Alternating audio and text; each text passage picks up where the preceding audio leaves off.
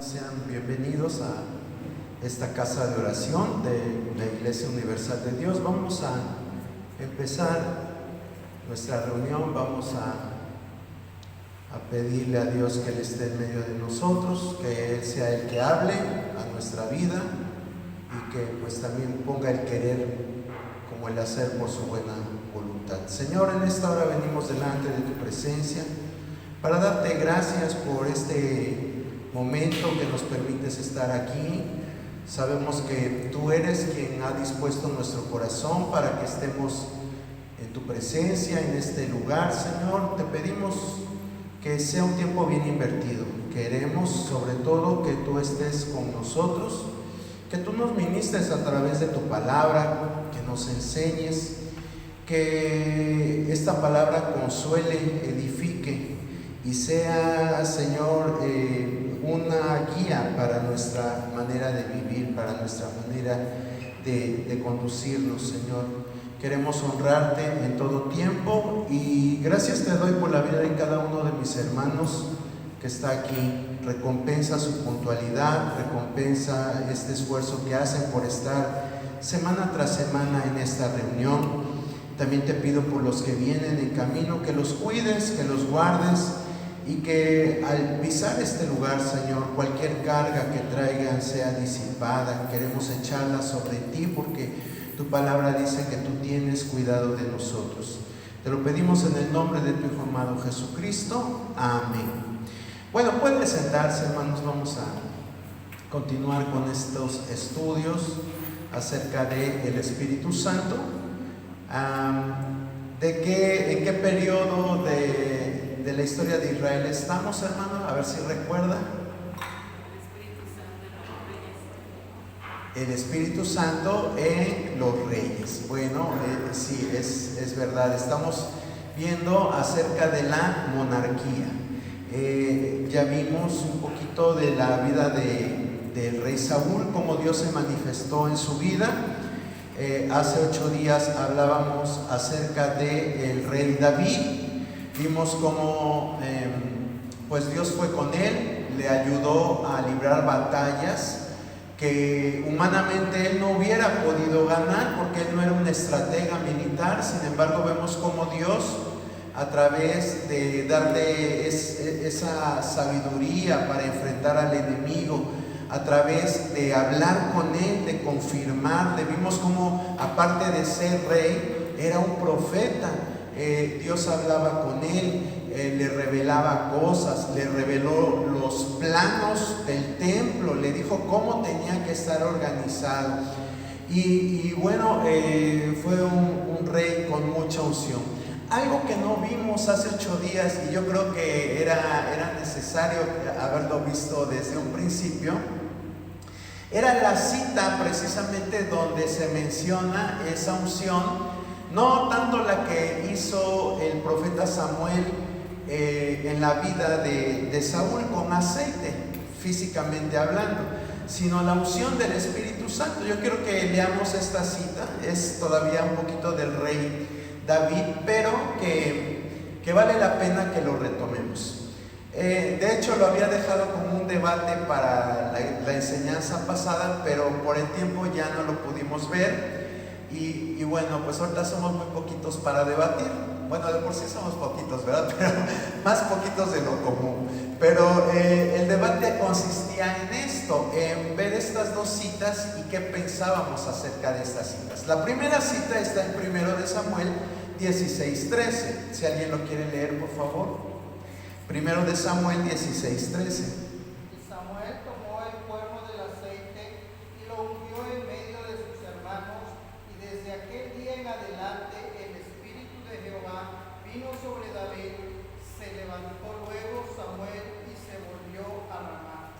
Gracias, hermana Clara. Aquí está lo que les estaba diciendo hace un momento. Cómo llega Samuel, era el profeta, era el que se encargaba de hacer esto. Llega y unge a David. Y en el momento que lo unge, dice la palabra que el Espíritu de Jehová vino sobre David. ¿Sí? Desde aquel momento en adelante. Bueno, ahí fue donde teníamos que haber empezado, pero vuelvo a repetir, lo dejé para el final para debatir y a la mera hora ni debatimos ni leímos la cita. Pero ahí era donde empezaba todo. A partir de que fue ungido, Dios le dio victorias tremendas a David como estratega. Vimos todo eso hace 8 días. La segunda cita que quería enlazar con esta es el Salmo 51:11. Si alguien la tiene, por favor, y la quiere leer. No me eches de delante de ti y no quites de mí tu Santo Espíritu. Gracias, hermana Cari. Nosotros vemos que David está en esta ocasión haciéndole una súplica a Dios. Le dice: no quites tu Santo Espíritu de mí. Esa era la súplica que estaba haciendo el rey David. Dice: no me eches de delante de ti y no quites de mí tu Santo Espíritu. ¿En qué momento de su vida el rey David hace esta plegaria? Bueno, el momento de su vida fue que después que él pecó y pues vino gran calamidad, él no reconocía su pecado hasta que llega otro profeta y le hace ver pues ese error. Entonces, a partir de ahí vemos cómo David tiene una serie de cambios en su vida, hay una transformación, hay un arrepentimiento genuino. Pero estas dos citas, ahí es donde venía el debate, han hecho pensar a muchas personas que David fue un humano especial para Dios, en el cual la unción siempre estuvo en su vida, es decir, que el Espíritu Santo siempre estuvo en su vida. Recordemos que ya les habíamos comentado que en la antigüedad, antes que viniera el día de Pentecostés, el Espíritu Santo venía sobre las personas, cumplía su función o su propósito y se iba. Pero hay personas o hay estudiosos que dicen que en David no fue así, que en David fue algo como hoy pasa en los cristianos, que el Espíritu Santo estaba de continuo, precisamente por estas dos citas. En la primera vemos que dice que desde que fue ungido no se apartó el Espíritu Santo. Y en la segunda vemos cómo David estaba clamando que Dios no apartara su Santo Espíritu. Bueno, la realidad es que no es algo que tengamos 100% la certeza, pero hay dos factores que yo les quiero comentar por lo que David dijo o se expresó de esta manera. Me refiero al Salmo, porque cuando pecó, él le pide a Dios, le pide a Jehová que no quite su Santo Espíritu. Bueno, una de las razones que se argumentan para que David pudiera hacer esta plegaria es que David conocía lo que había pasado en la vida del rey Saúl. Si ustedes recuerdan, cuando vimos acerca del rey Saúl, vimos cómo la palabra de Dios es específica y dice que desde aquel momento el Espíritu Santo se había apartado del rey Saúl. ¿Sí recuerdan cuando vimos esa cita? Bueno, ahí la palabra de Dios fue específica. ¿Qué pasó cuando el Espíritu Santo se apartó del rey Saúl? ¿Alguien recuerda qué pasó? ¿Perdón? Llegó un espíritu pues a atormentar al rey Saúl. Es lo que la palabra dice. Hagan de cuenta que se fue el espíritu y vino un espíritu a atormentar al rey Saúl. A partir de ahí su vida fue un completo caos, un caos en la vida del rey Saúl. Entonces, el primer argumento es ese, de que lo que en realidad David estaba pidiendo era no pasar por el proceso por el cual había pasado el rey Saúl, que el Espíritu Santo lo abandona y entonces viene un espíritu a estarlo atormentando al rey Saúl. David, yo creo que ya había probado lo que era estar sin la comunión con Dios. ¿Por qué? Porque él también escribe en un salmo, dice: mientras callé, mis huesos se secaron. Sí, quiere decir que mientras él estaba pecando, pues sí, estaba gozando con Betsabé, la estaba disfrutando, pero espiritualmente hablando, él tenía una carga espiritual muy pesada. Entonces, cuando es confrontado con esta realidad, él por eso es que dice: no quites de mí tu Santo Espíritu, pensando en lo que había pasado con Saúl. Y él dice: yo no quiero pasar por esa situación, ya tengo suficiente con lo que estoy pasando para pasar por lo que pasó el rey Saúl. Esa es la primera postura, y les dije son dos. La segunda consistía en que en la antigüedad siempre se relacionaba el rey con los dioses. ¿Sí? De hecho, en muchos pasajes de la historia, no le digo de la Biblia, de la historia, siempre se había pensado que el rey era una divinidad, o que gozaba de una comunión fuera de lo común con sus dioses. Nosotros podemos ver el ejemplo de los faraones. Al faraón, históricamente hablando, no los de la Biblia, pero históricamente hablando, se le consideraba un dios. Después vemos el ejemplo en Roma, unos siglos después, que también al emperador se le tenía que reconocer como dios.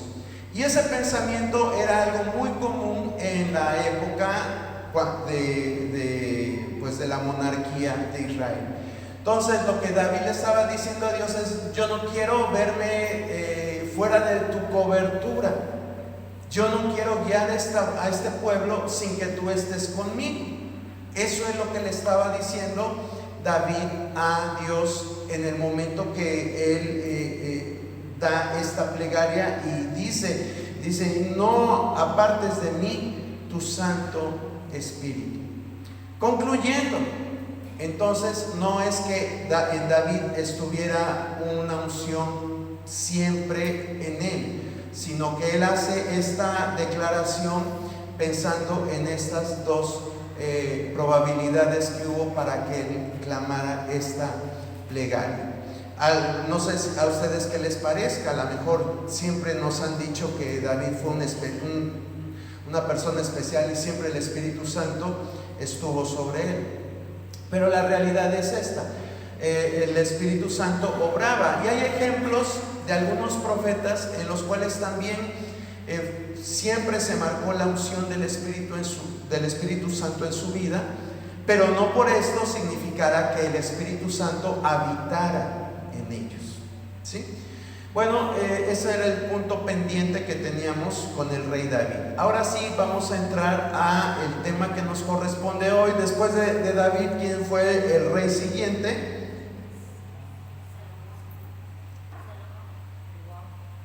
Salomón. Creo que el Partido de México los dejó así como desubicados, ¿verdad? Bueno, el rey Salomón fue el siguiente monarca en Israel. El rey Salomón pues fue hijo del rey David. A ver, ¿qué me pueden comentar acerca de Salomón?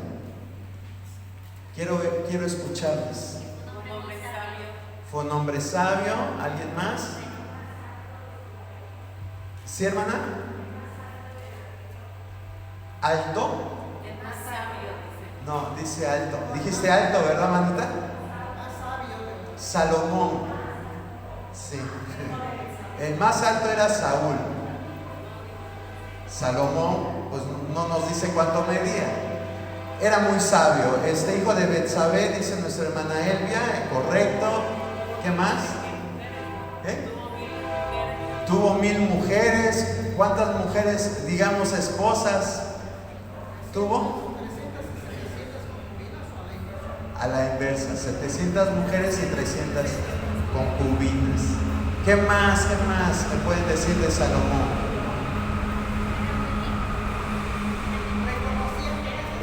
Era muy próspero. ¿Qué más?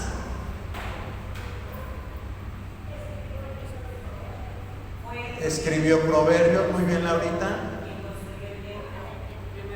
Construyó el templo, ¿verdad? David no lo construyó, pero Salomón sí. ¿Qué más? Bueno, vamos a dejarle ahí, vamos a dejarle ahí. Sí, como ustedes dijeron, fue un sucesor de David. Él al inicio de cuando ahora sí se murió papi y no sabía cómo hacerle, pues le pidió a Dios, ¿sabes qué, Señor? Yo me considero incapaz.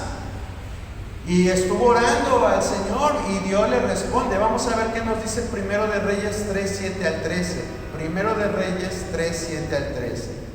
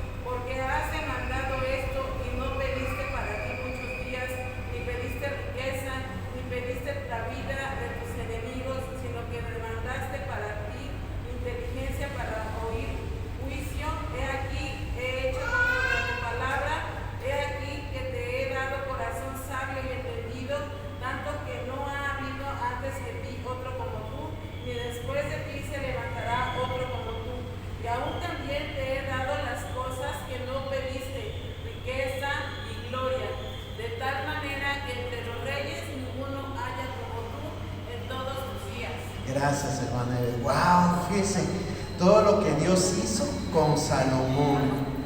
Y es sorprendente que Dios haya concedido lo que él pedía. Claro, Salomón pidió algo que era necesario y que Dios, pues por los pactos que había establecido con el pueblo de Israel, tenía que cumplirlos. Pero fue sabio. Aún sin ser sabio, fue sabio para pedir sabiduría. ¿Qué dice Primero de Reyes 4, 29 al 34? Ahí mismo, solo un capítulo después, 4, 29 al 34. Dios dio a Salomón sabiduría y prudencia muy grandes y anchura de corazón como la arena que está a la orilla del mar. Era mayor la sabiduría de Salomón que la de todos los orientales y que toda la sabiduría de los egipcios. Aún fue más sabio que todos los hombres, más que Etán, Esralta, y que Emán, Calcol y Tarda, hijos de Mahol, y fue conocido entre todas las naciones de alrededor, e compuso 3,000 proverbios, y sus cantares fueron 1,005. También disertó sobre los árboles, desde los cedros del Líbano hasta el hisopo que nace en la pared. Asimismo disertó sobre los animales, sobre las aves, sobre los reptiles y sobre los peces. Y para oír la sabiduría de Salomón venían de todos los pueblos y de todos los reyes de la tierra, a donde había llegado la fama de su sabiduría. Gracias, hermana Clara. Es sorprendente lo que Dios hizo con este hombre. Le da una sabiduría tal que fue un poeta, fue un cantautor, fue un biólogo, fue un botánico, un agricultor. ¿Qué más se le ocurre a usted de esta lista que nos da la Biblia que hizo Dios con Salomón? Hoy le llamaríamos un máster, un doctor, no sé qué, cómo le podríamos llamar. Quizás hoy en nuestros días podría ganar premios Nobel y ser una persona mundialmente reconocida. Vean lo que hizo Dios en la vida de este personaje tímido, este personaje que también no sabía qué hacer, pero Dios fue con él. Y finalmente vamos a leer la última cita que nos habla de su sabiduría, que está en Primero de Reyes 10, 4 al 9.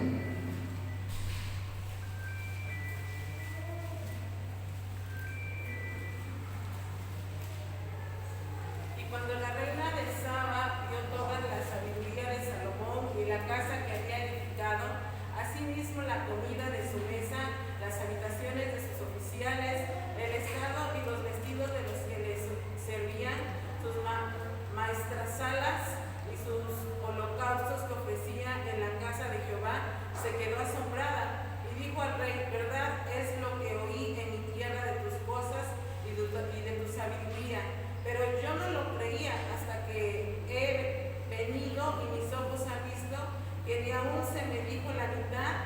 Es mayor tu sabiduría y bien que la fama que yo había oído.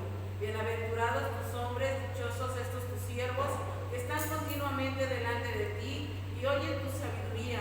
Jehová tu Dios sea bendito, que se agradó de ti para ponerte en el trono de Israel, porque Jehová ha amado siempre a Israel, te ha puesto por rey para que hagas decreto y justicia. Gracias, hermana Eve. Vean, vemos cómo estos tres pasajes que hemos leído nos hablan de esa grandeza que Dios le da a Salomón, y es algo que vino por parte del Espíritu Santo. El Espíritu Santo es el que ungió a Salomón también, aunque no hay un pasaje específico que nos hable de esa unción por parte del Espíritu Santo en la vida de Salomón. Usted sabe que cuando vimos de Saúl, vimos cómo el Espíritu del Señor venía con él con poder. En el rey David vimos también cómo desde que lo ungió Samuel, el Espíritu Santo estuvo con él. Pero en Salomón no hay un pasaje específico que nos diga que el Espíritu Santo vino sobre Salomón. Sin embargo, sabemos que la sabiduría es algo propio del Espíritu Santo, es un don del Espíritu Santo. Vamos a ver un poquito de perdón hermanos, no amplié la diapositiva. Vamos a ver un poquito de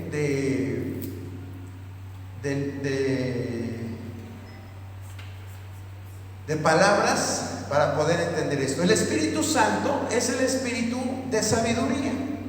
Isaías 11:2 nos lo dice muy claramente. Isaías 11:2. Y reposará sobre él el espíritu de Jehová, espíritu de sabiduría y de inteligencia, espíritu de consejo y de poder, espíritu de conocimiento y de temor de Jehová. Gracias, hermana Clara. Entonces, vuelvo a repetir, en la Biblia no se nos dice que el Espíritu Santo haya venido sobre Salomón con poder, ni que a partir de su unción el Espíritu Santo estuviera siempre con Salomón. Pero la Biblia nos dice que el Espíritu Santo es el espíritu de sabiduría.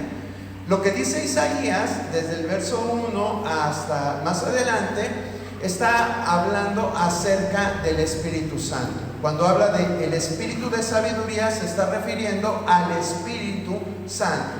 Bueno, sabiduría en hebreo se escribe okma, y okma denota una inteligencia práctica y moral. Eso es sabiduría, una inteligencia práctica y moral, ¿sí? Es cuando tú sabes usar tu conocimiento adquirido, pero lo sabes poner en práctica.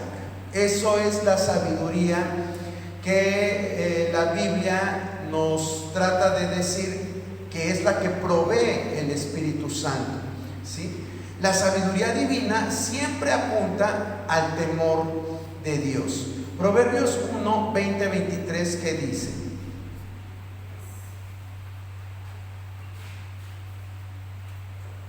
La sabiduría clama en las calles, alza su voz en las plazas, clama en los principales lugares de reunión, en las entradas de las puertas de la ciudad dicen sus razones.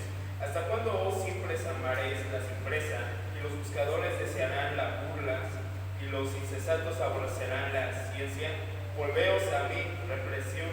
He aquí yo derramaré mi espíritu sobre vosotros y os haré saber mis palabras. Gracias, hermano hermano José Alfredo, aquí el mismo Salomón está escribiendo. Recordemos que los proverbios fueron escritos por el rey Salomón y está hablando acerca de la sabiduría.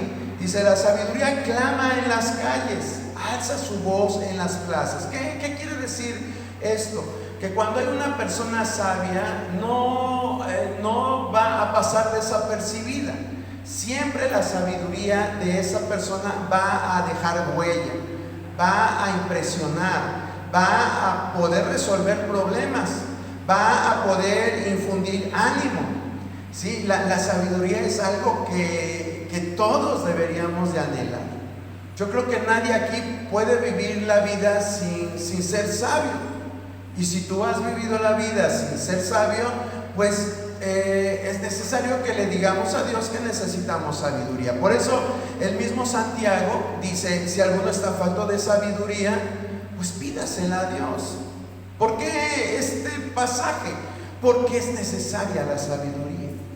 Aquí vemos cómo empieza esta porción, este verso 20, diciendo: la sabiduría clama en las calles, alza su voz en las plazas, clama en los principales lugares de reunión. Es decir, como ahorita mencionaba, no puede estar oculta la sabiduría. Siempre se va a notar. Siempre la sabiduría va a ser aquella que en medio de una discusión se va a levantar y va a decir: yo creo que esto es lo prudente que se haga. Y al no haber objeciones, pues se toma la voz de la sabiduría. ¿Sí? Pero vean cómo la describe en el verso 23. Dice: volveos a mi reprensión, he aquí yo derramaré mi espíritu sobre vosotros. ¿Sí? Yo derramaré mi espíritu. Vuelvo a repetir, en el libro de Reyes no se menciona que haya habido una unción del Espíritu Santo en Salomón, pero él reconoce en sus proverbios que esa sabiduría fue derramada, ¿sí? Fue derramada a través del Espíritu Santo. Él mismo lo reconoce. Y bueno, los beneficios de la sabiduría los pudimos ver en los primeros 3 pasajes que leyeron ustedes. Y si fueron atentos, se van a dar cuenta que son muchos los beneficios de la sabiduría. A veces andamos pidiendo las ramas o las hojas, pero no anhelamos el tronco. Bueno, el tronco viene siendo la sabiduría.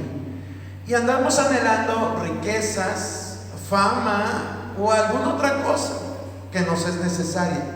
Pero si tú tienes sabiduría, tienes todo. Eso le pasó a Salomón. Salomón dice que él no pidió riquezas, no pidió otra cosa. Pero desde el momento que pide sabiduría, lo otro viene dentro del paquete. ¿Sí? Proverbios 1:33, ¿qué dice? Mas el que me oyere habitará confiadamente y vivirá tranquilo, sin temor del mal. Gracias, hermano Arturo. ¿Se da cuenta? Eso es lo que dice la sabiduría. El que me oyere, el que habitará confiadamente. El que me oyere habitará confiadamente y vivirá tranquilo, sin temor del mal.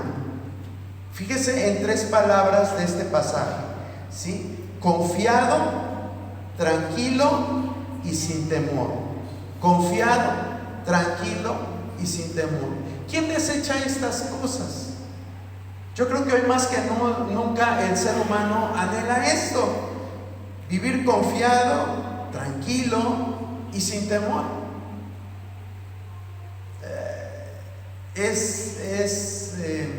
A veces el pan nuestro de cada día, vivir con temor, con intranquilidad, con incertidumbre. Pero la palabra de Dios dice que el que adquiere la sabiduría puede vivir tranquilo, confiado y sin temor. Y podemos hablar realmente, hermano, largo acerca de la sabiduría. Porque fíjese, sin pedir fortuna, Salomón fue rico. Sin pedir fama, fue famoso. ¿Por qué? Porque tenía sabiduría. Así de simple y sencillo. Bueno, vamos a ver que cuando los antiguos se topaban con una sabiduría superior, estaban a menudo dispuestos a reconocer que tenía un origen sobrenatural. Cuando vimos acerca de José, hablamos también de sabiduría, porque José también fue un hombre sabio. Vamos a recordar un poquito lo que dice Génesis 41:38 acerca de José, si alguien lo tiene. Dijo Faraón a sus siervos: ¿acaso hallaremos a otro hombre como este, en quien esté el Espíritu de Dios? Gracias, hermana Miriam. Fíjese cómo el faraón mismo, que era como un dios para Egipto, él reconoce la sabiduría de José y exclama esto. Dice, ¿dónde hallaremos a otro hombre como este en quien esté el Espíritu de Dios? ¿Y por qué está diciendo que está el Espíritu de Dios en José? Porque tenía sabiduría. Porque tenía sabiduría. Qué bonito sería que nos reconocieran por ser sabios y reconociera a la gente que esa sabiduría proviene de Dios. Bueno, aquí vamos a abrir un paréntesis, porque en la Biblia hay un ejemplo de un hombre que realmente no sabemos mucho de él. Ya les puse la diapositiva, les iba a preguntar también quién era Eliú, pero bueno, ya ahí está la diapositiva. Eliú era uno de los amigos de Job, de los 3 amigos que estaban como cuchillito de madera con Job, ¿sí? Y bueno, este amigo, fíjese, yo realmente no había estudiado mucho su persona de Eliú, su vida, soy honesto. Siempre que leía Job o me acuerdo de Job, me viene a la mente el sufrimiento de un hombre que perdió todo y eso es todo. Pero este hombre, Eliú, el amigo de Job, nos enseña algo acerca del proceso de la sabiduría en un ser humano. ¿Sí? Vamos a ver qué nos dice Job 32:8. Job 32:8.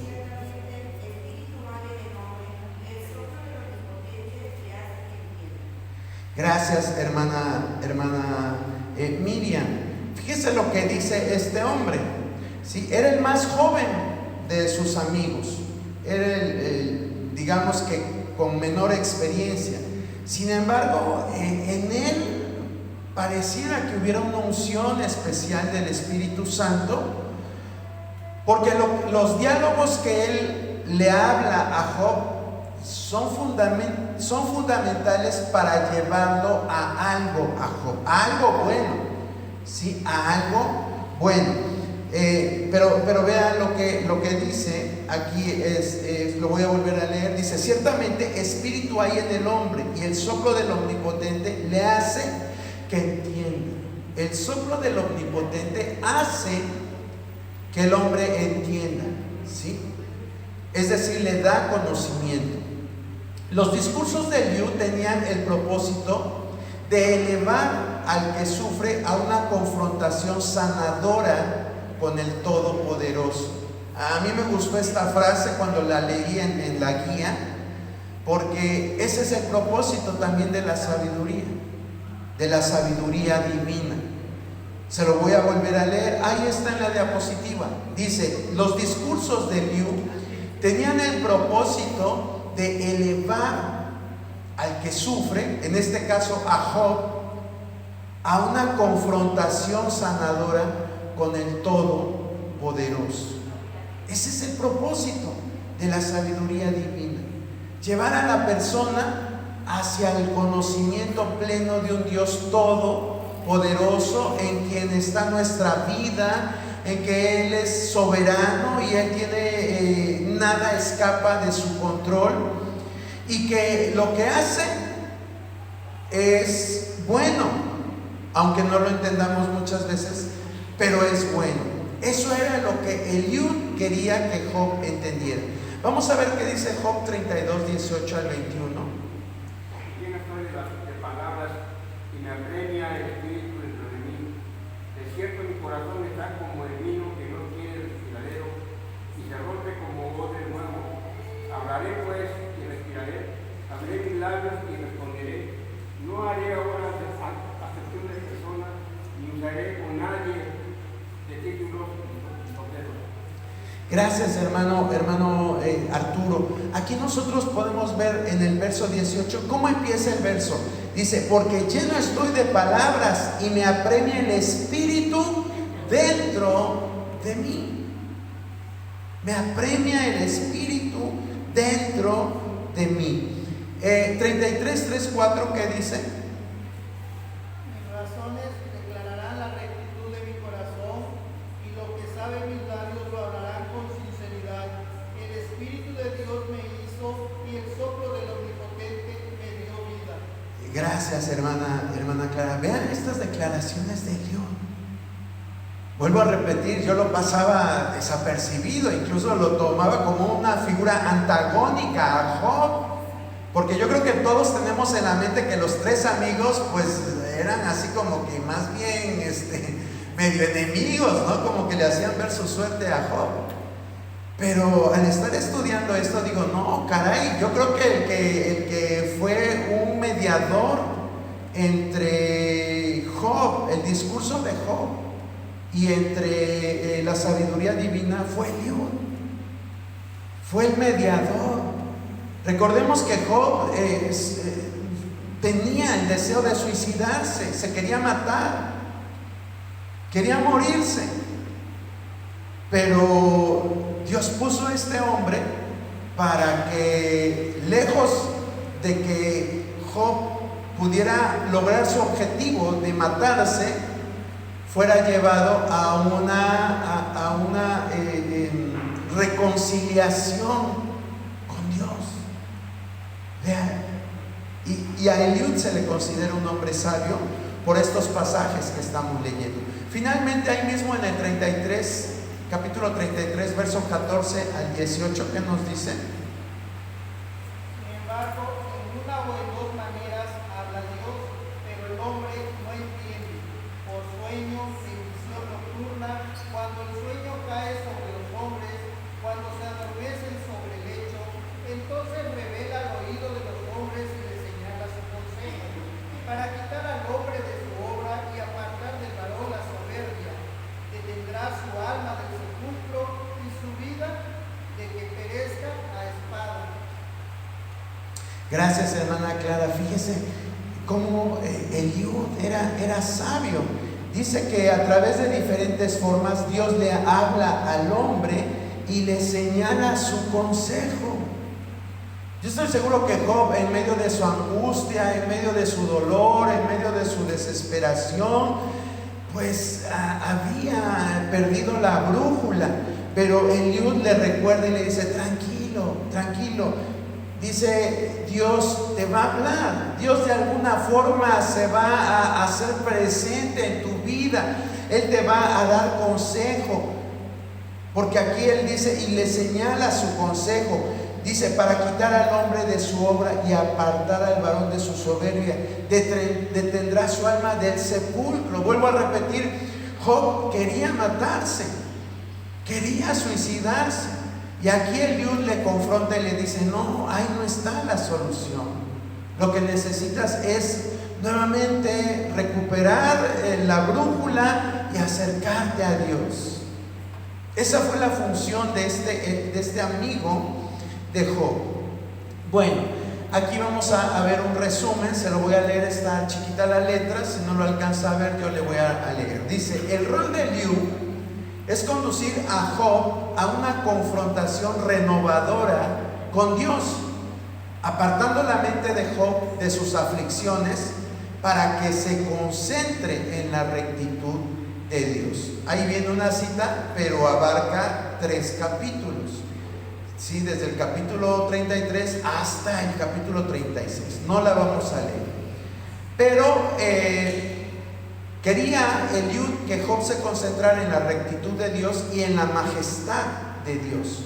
¿Sí? Eso lo sigue diciendo del 36 hasta el 37. Y de esta forma él prepara a Job para la aparición de Dios en la tormenta. Usted sabe que en los capítulos finales de este libro, cuando Job está ya totalmente desesperado y le empieza a reclamar a Dios, Dios se le aparece en una tormenta y le empieza a preguntar: ¿dónde estabas tú cuando yo hice esto? ¿Dónde estabas tú cuando pasó esto?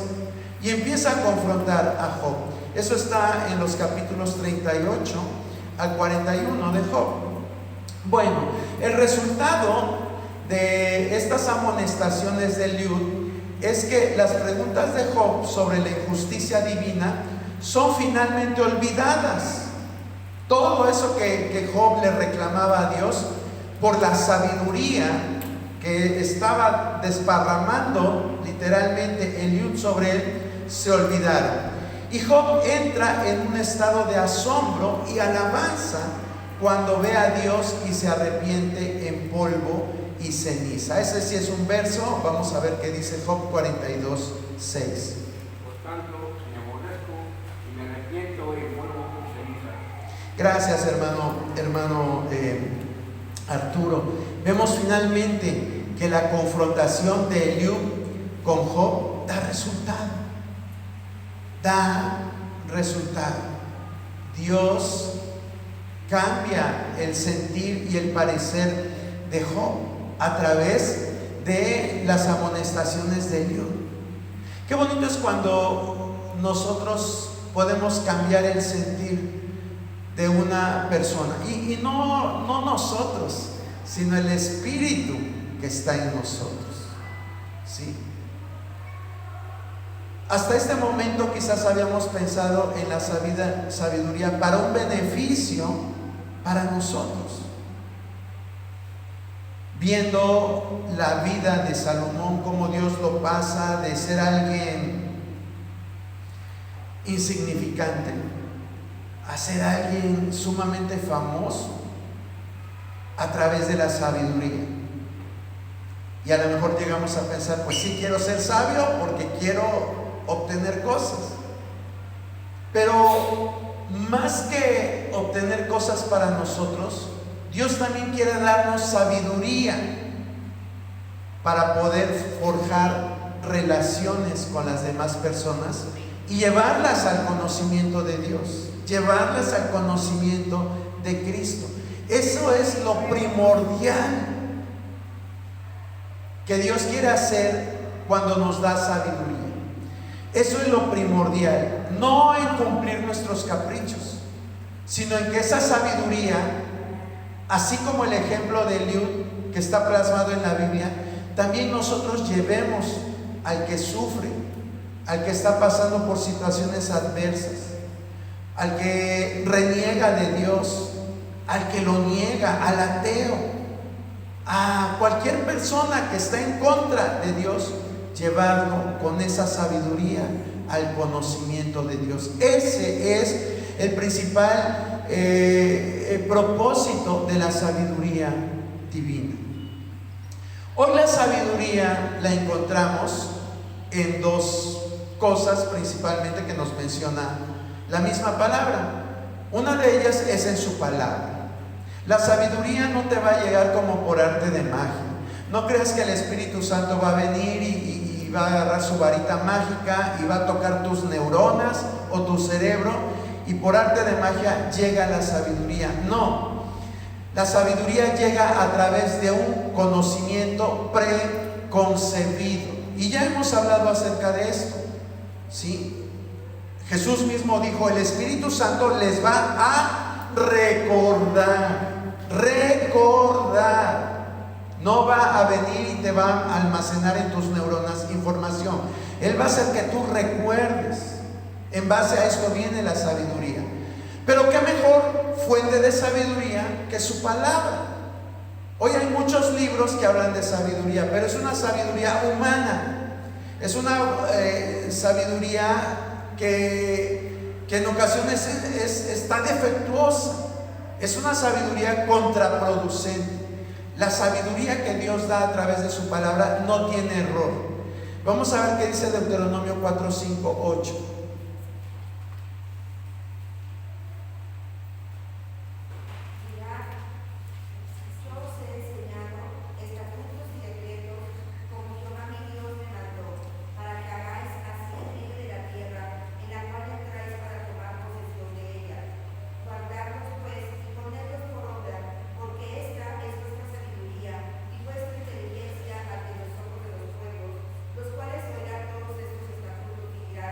Ciertamente el pueblo sabe y entendido, nación grande es esta, porque ¿qué nación grande hay que tenga dioses tan cercanos a ellos, como lo está Jehová nuestro Dios en todo cuanto le pedimos? ¿Y qué nación grande hay que tenga estatutos y juicios justos, como es toda esta ley que yo pongo hoy delante de vosotros? Gracias, hermana Miriam. Nuevamente aquí el pasaje clave es el verso 6, donde dice: porque esta es vuestra sabiduría y vuestra inteligencia. ¿A qué se estaba refiriendo? A la palabra de Dios. Esta es vuestra sabiduría y vuestra inteligencia. Entonces, hermano, no piense que la sabiduría va a venir por arte de magia. La sabiduría está en la palabra de Dios. Por eso debemos pedirle a Él que nos ponga un sentir como lo puso en David. David decía: cuánto amo yo tu ley, Señor, es mi deleite de día y de noche. Es mi deleite de día y de noche. Qué hermoso cuando llegamos a ese punto en nuestra vida que le encontramos sabor a la lectura, a la meditación de la palabra de Dios. Eso es algo que debe llenar tu vida, el que busques la sabiduría en la palabra de Dios. Y bueno, el segundo punto es el temor de Dios. Esto ya todos lo sabemos. Vamos a leer solamente una cita, la que está en Proverbios 1:7, que es la clásica, ¿verdad? El principio de la sabiduría es el temor de Jehová. Los insensatos desprecian la sabiduría y la enseñanza. Gracias, hermano Arturo. Todas las demás citas que están ahí, la de Job, la de Salmos, dicen lo mismo. El principio de la sabiduría es el temor de Jehová. ¿Y qué es el temor de Jehová, hermano? Aquí se ha mencionado mucho y la mayoría de ustedes lo sabe, pero solamente quisiera que lo reafirmáramos. ¿Qué es el temor de Jehová? Tenerle respeto a Dios. La honra, el respeto, reverencia, ¿verdad? Todo esto es el temor de Jehová. Cuando nosotros honramos a Dios, cuando nosotros reverenciamos su palabra, su presencia, ¿verdad? Es que estamos teniendo temor de Dios. Cuando en verdad leemos algo en la palabra y lo hacemos, eso es sumamente importante. Déjame decirle algo. Hace ratito aquí en la diapositiva dice que la sabiduría la encontramos en su palabra. Y es verdad. Hay personas que han escrito libros seculares de cómo tener éxito basados en la Biblia. ¿Y sabe qué? Son principios que funcionan. ¿Pero por qué funcionan? Porque están basados en la palabra de Dios. Hay libros que hablan de cómo ser un buen administrador y están basados en la palabra de Dios. ¿Y por qué funcionan?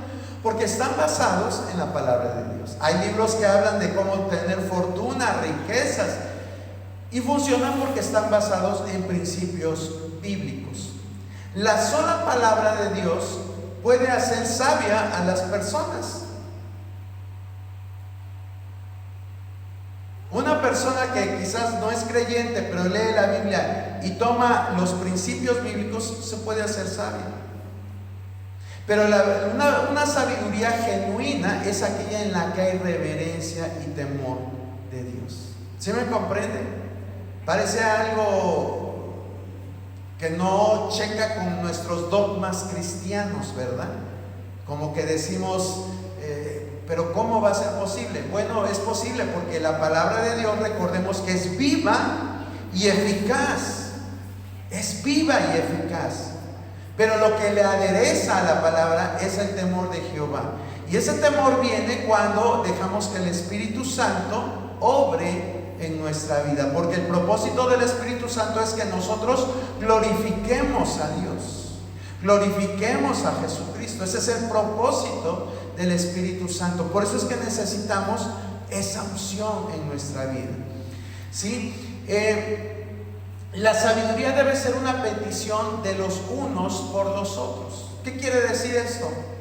A lo mejor aquí algunos están tomando en serio esta enseñanza y dicen, pues yo necesito esa sabiduría, pero en la iglesia también necesitamos esa sabiduría.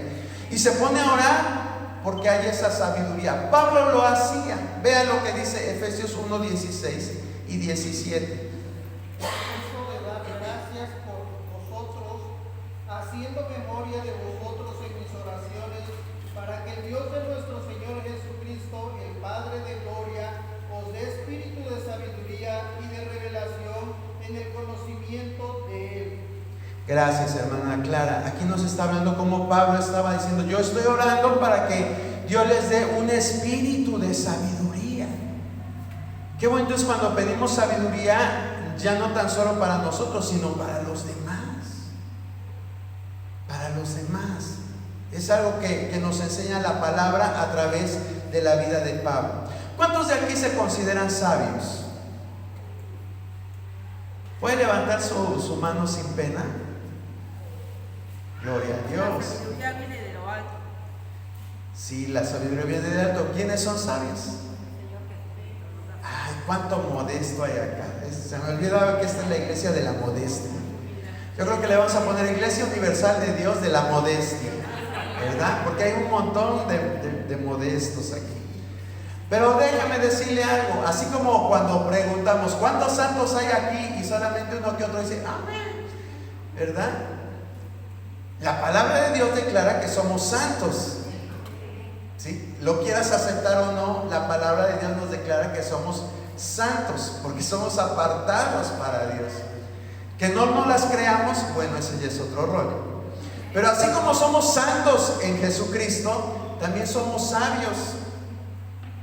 También somos sabios.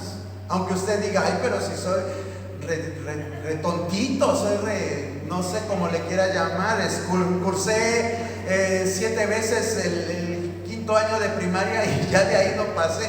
Bueno, pudieron haber pasado muchas circunstancias en nuestra vida, pero ante Dios somos sabios.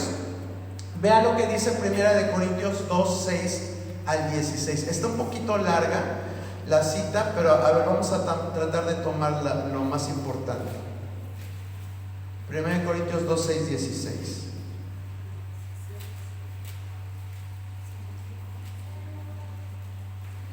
Sin embargo, hablamos sabiduría entre los que han alcanzado madurez, y sabiduría no es de este siglo, ni de los príncipes de este siglo que perecen. Mas hablamos sabiduría de Dios en misterio, la sabiduría oculta, la cual Dios predestinó antes de los siglos para nuestra gloria, la que ninguno de los príncipes de este siglo conoció, porque si la hubiera conocido nunca habrían crucificado al Señor de gloria. Antes bien, como está escrito, cosas que ojo no vio, ni oído oyó, ni han subido en corazón de hombre, son las que Dios ha preparado para los que le aman. Pero Dios nos las reveló a nosotros por el Espíritu, porque el Espíritu todo lo escudriña, aún lo profundo de Dios. Hasta ahí, hermana. En su casa termina de leer hasta el 16. Me refiero a todos, no nada más la hermana Clara, ¿eh?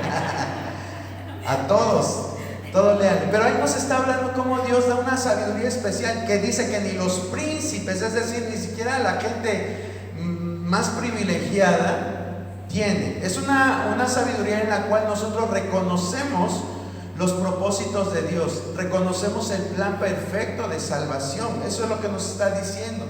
Y cuando dice cosas que ojo no vio, ni oído oyó, ni han subido en corazón de hombre, son las que Dios ha preparado para los que le aman. Siempre aplicamos esta cita a las cosas que están en los cielos o las que vienen por venir, y no tiene, su contexto no es para algo futuro, se refiere a lo que ya estamos viviendo en el presente. Y una de esas cosas que ojo no vio ni oído yo es la sabiduría, y esa es la que está reservada para los que le aman a Dios. ¿Sí? ¿Cuántos aman a Dios?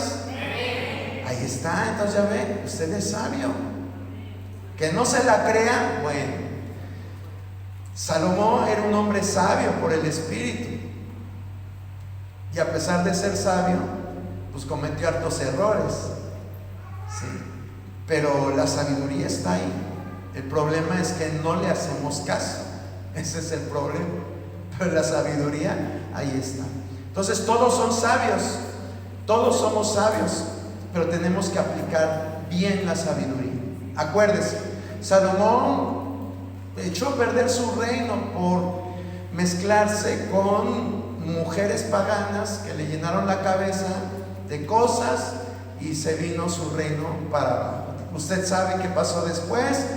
En su tiempo no sucedió, pero con su hijo se dividió el reino.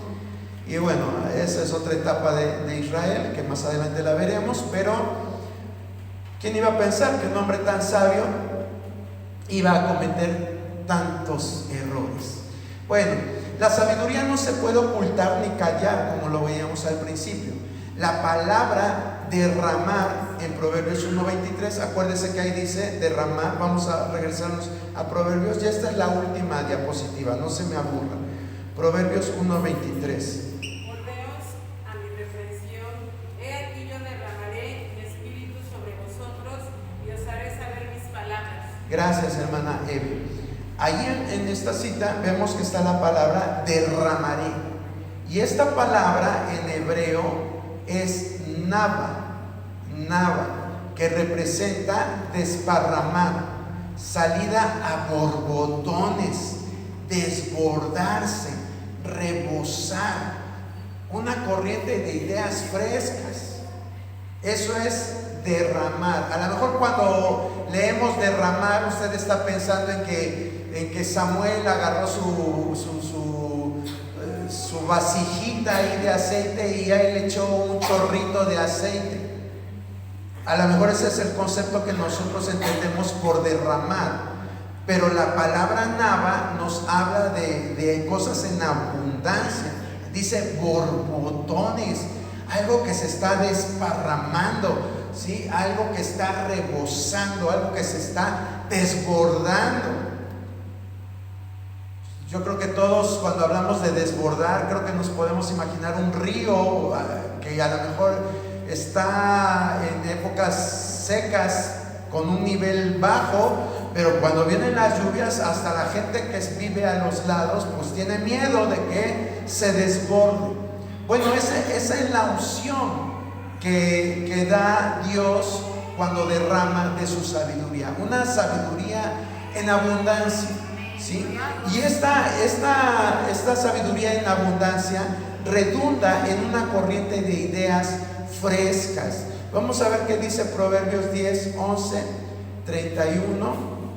Manantial de vida es la boca del justo, pero violencia cubrirá la boca de los impíos. Ahora el 31, hermano, por favor. Dice, la boca del justo producirá sabiduría, mas la lengua perversa será cortada. Gracias, hermano. Aquí nos dice el verso 11, manantial de vida es la boca del justo, un manantial. Sí, yo no sé qué te imagines cuando hablamos de un manantial, pero un manantial es algo que muchas veces ejemplifica la sed de una persona, y que al llegar a ese lugar es saciada. Al llegar al manantial, la sed es saciada. Bueno, así es la boca del justo. Sí. Así debe de ser tu boca, así debe de ser mi boca, que hable cosas buenas, que hable bendiciones y no maldiciones, que hable verdad y no mentira, que hable justicia y no injusticia. Esa es la boca que nosotros debemos de tener, porque su sabiduría ha sido derramada en nosotros. ¿Qué dice Proverbios 13:14? La ley del sabio es manantial de vida para apartarse de los lazos de la muerte. Gracias, hermano Arturo. Dice, la ley del sabio es manantial de vida. Otra vez nos vuelve a la imagen de un manantial. Salmo 36:9 y Jeremías 2:13, ¿qué dicen? Porque contigo está el manantial de la vida y en tu luz veremos la luz. Gracias, hermana Cari. En ti está el manantial de la vida. Sí, eso es el derramamiento. No es ahí un chorrito que ahí va cayendo. No, cuando Dios derrama en abundancia. Y Jeremías 2:13, ¿qué dice? Porque dos males ha hecho mi pueblo, me dejaron a mí fuente de agua viva y cavaron para sí cisternas rotas que no tienen agua. Gracias, hermano José Alfredo. Dice, me dejaron, el pueblo dejó a Dios que era fuente de agua viva. Qué hermoso saber que tenemos a un Dios generoso, que es bondadoso. Nosotros como humanos muchas veces somos egoístas, limitados, damos con miseria, pero Dios cuando da en abundancia. Y lo que dice Proverbios 1:23 tiene que ver con lo que se cumplió en el Pentecostés. Dice la palabra que estaban todos unánimes cuando de momento, ¿verdad?, se sintió un estruendo y empezó a haber un derramamiento del Espíritu Santo como lenguas de fuego, y la presencia de Dios inundó ese lugar santo. Ese aposento alto fue lleno con la presencia de Dios. Hermano, ¿cuánta necesidad tenemos de ser llenos del Espíritu Santo? La llenura del Espíritu Santo es continua, hermano. No nada más es de un evento que, sí, recuerdo, hace 50, bueno, para no reír susceptibilidades, hace 200 años vino tal hermano y estuvo bien bonito el culto y se derramó el Espíritu Santo y empezamos a hablar en lenguas. O como luego aquí hay muchos hermanos melancólicos que les gusta recordar el pasado y dicen, es que en esa época nos reuníamos y venía el Espíritu Santo. ¿Sabe qué? Dios no es un Dios de pasados, hermano. Dios es un Dios de presentes, y si nosotros le buscamos, Dios puede hacer lo mismo, porque Él es el mismo ayer, hoy y por los siglos. Pero tenemos que anhelar esto. Necesitamos anhelar su unción fresca, que se desparrame así a raudales en nuestra vida. No vivir de recuerdos, no vivir del pasado, porque Dios está dispuesto a volverlo a hacer. Póngase de pie, hermano, y vamos a dar gracias en esta hora. Señor, te damos gracias por tu palabra. Gracias por lo que hemos aprendido, Señor, a través de esta historia del rey Salomón, Señor, a través del ejemplo de Eliud, un personaje que a veces hasta tomamos como antagónico, pero que fue un hombre que tú usaste para llevar a la reconciliación de Job con Dios, porque lo llenaste de tu sabiduría, Señor. Ayúdanos también a nosotros a anhelar en primer lugar esa sabiduría divina a través de tu palabra, a través de tu temor, y que tengamos esa sabiduría no para beneficio personal, sino para atraer a las personas a ti, Señor. Como dice tu palabra, la sabiduría debe de clamar en las plazas, en los lugares públicos, en los lugares abiertos, Señor, llevando el corazón de la gente extraviada hacia tu conocimiento, Señor. Ayúdanos a cumplir este propósito y derrama de tu Espíritu en esta iglesia, como en tiempos pasados, Señor, lo hiciste con aquellos 120, como hace unas décadas lo hiciste en este mismo lugar. Hoy te pedimos que también lo hagas, Señor, en nuestro tiempo. Necesitamos de ti, necesitamos de tu unción fresca, necesitamos de tus manantiales de agua viva, necesitamos esos raudales de corriente de tu Espíritu en nuestra vida, Señor. Ven a llenar, ven a saciar nuestra vida con esa agua hermosa, con esa agua que purifica, que limpia y que también hoy vimos que da sabiduría para vivir la vida como a ti te agrada, Señor. Gracias te damos. Te pedimos también en esta hora que tú recibas esta ofrenda que se va a depositar como parte de nuestra gratitud, como parte de nuestra adoración, Señor. Bendice, Señor, a cada uno de mis hermanos en sus negocios, en sus trabajos, de donde provenga la fuente de sus ingresos, si es de acuerdo a tu voluntad, Señor Dios. Concédeles las peticiones de su corazón. En el nombre de Jesús te damos gracias. Amén.